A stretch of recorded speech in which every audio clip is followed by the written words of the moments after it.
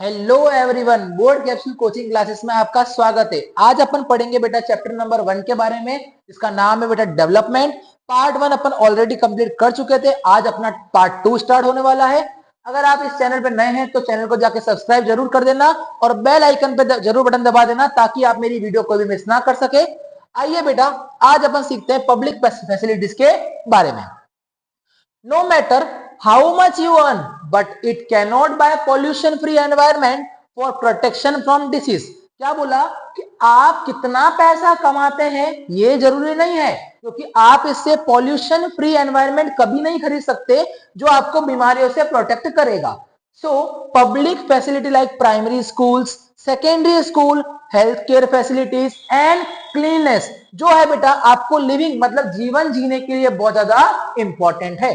आगे public distribution system क्या होता है? सर, पब्लिक डिस्ट्रीब्यूशन सिस्टम का मतलब होता है कि जो फूड ग्रेन से उसकी सप्लाई कैसे हो रही है ये देखा जाता है। तो एक स्टेट इसका नाम है बेटा तमिलनाडु, जहां पर जो पब्लिक डिस्ट्रीब्यूशन सिस्टम जो हो रहा है वो एकदम प्रॉपर तरीके से हो रहा है, क्योंकि यहाँ पर जो लोग हैं वो 75% जो लोग हैं यहाँ के वो राशन की दुकान पे डिपेंड कर रहे हैं। जबकि दूसरी सिचुएशन ऐसी है जिसका नाम है झारखंड स्टेट है बेटा, वहां के जो लोग हैं वो सिर्फ 8% लोग ही राशन की दुकान से फूड ग्रेन्स प्राप्त कर पा रहे हैं। तो कहीं पर तो ये अच्छा कार्य कर रहा है पर कहीं पर ये बुरा कार्य कर रहा है। तो आइए पढ़ते हैं।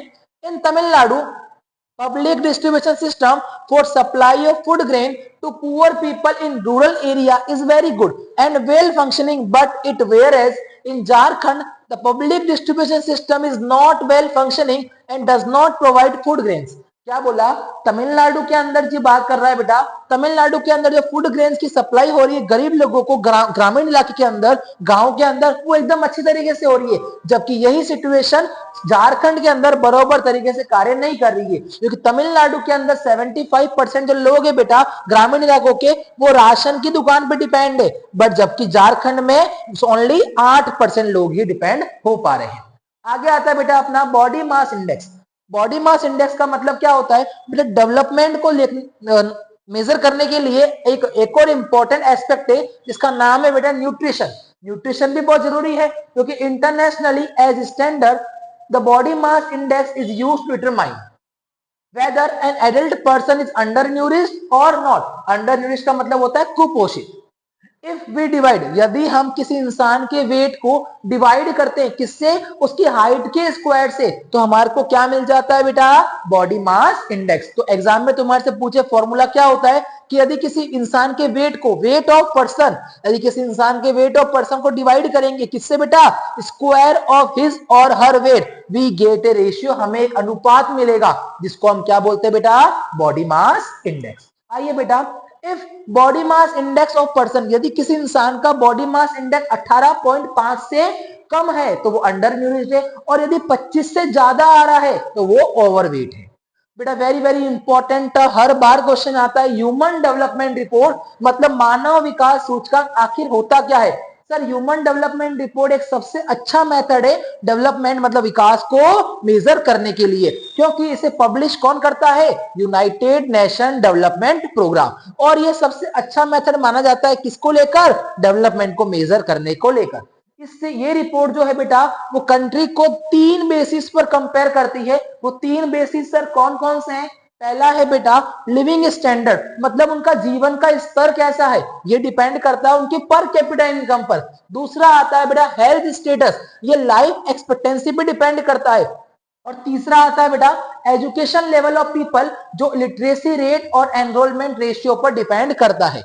आइए बेटा आगे, इंडिया अपनी 2018 के अंदर ह्यूमन डेवलपमेंट इंडेक्स के अकॉर्डिंग कौन से रैंक पर था बेटा? 130, और 2020 पर था बेटा वो 131 पर। तो एग्जाम में तुम्हारे से ये क्वेश्चन जरूर पूछा जाएगा कि रिपोर्ट जो ह्यूमन डेवलपमेंट रिपोर्ट है बेटा जिसे यूएनडीपी पब्लिश करता है वो किन आधार पर, किन बेसिस पर कंट्रीज को कंपेयर करता है? तो 3 बेसिस कौन कौन से? एक तो लिविंग स्टैंडर्ड, दूसरा हेल्थ स्टेटस और तीसरा एजुकेशन लेवल ऑफ पीपल। आइए बेटा आगे चलते हैं। आपको ये समरी बनी हुई और टेबल बनी हुई दिख रही होगी जहां पर 189 कंट्रीज को कंपेयर करके तैयार किया गया है, जिसके अंदर एचडीआई ने पब्लिश करा है ह्यूमन डेवलपमेंट रिपोर्ट ने, जिसके हिसाब से इंडिया को देखोगे तो 130 रैंक आ रही है इंडिया की बेटा, और श्रीलंका इससे ऊपर है बेटा। तो तीन बेसिस कौन कौन से यूज करे बेटा इसने, एक तो पर कैपिटा वाला, एक लाइफ एक्सपेक्टेंसी वाला और एक मीन ईयर ऑफ स्कूलिंग मतलब एजुकेशन लेवल। अब बेटा ये तीन नोट्स दिए हुए हैं, एक तो एचडीआई ह्यूमन डेवलपमेंट इंडेक्स आपको पता ही है, दूसरा लाइफ एक्सपेक्टेंसी एट बर्थ ये नेम सजेस्ट बताता है, और average expected length of life of a person at the time of birth, जीवन जब पैदा होता है जब बच्चे कोई भी पर्सन तो उसका एवरेज एक्सपेक्टेड लेंथ बताता है लाइफ का। आगे पर कैपिटा इनकम जो है बेटा वो हमेशा किसमें कैलकुलेट होती है, डॉलर के अंदर होती है। यदि कोई पर्सन इंडिया के अंदर जो गुड्स और सर्विस खरीद पा रहा है उस पैसों के अंदर, वही किसी और कंट्री में वो खरीद पाएगा, इसी को पर कैपिटा इनकम में बोला गया है। आगे बेटा सस्टेनेबिलिटी ऑफ डेवलपमेंट, आप सभी जानते होंगे सस्टेनेबिलिटी ऑफ डेवलपमेंट का मतलब क्या होता है, रिसोर्सेज को इससे यूज करना, बैलेंसिंग तरीके से यूज करना, मिनिमम यूज करना, ताकि फ्यूचर जनरेशन उसको यूज कर सके, उनको कोई प्रॉब्लम ना हो सर्वाइव करने को लेकर। तो economic development in the developed country and developing country has been attend at the cost of natural resources and environment. For example excessive mining of iron, gold, silver, crude oil, अगर अपन इन चीजों का ज्यादा use करेंगे तो आने वाले समय में इसका स्टॉक क्या हो जाएगा, कम हो जाएगा, lead to the depletion of stock of this resources. Problem of water and air pollution are affecting the lives of people and will affect the lives of future generation also. क्या बोला कि water pollution हो गया, air pollution हो गया, ये भी क्या कर रही है बेटा, अफेक्ट कर रही है लोगों के जीवन को, जो फ्यूचर जनरेशन के लिए प्रॉब्लम क्रिएट कर सकती है।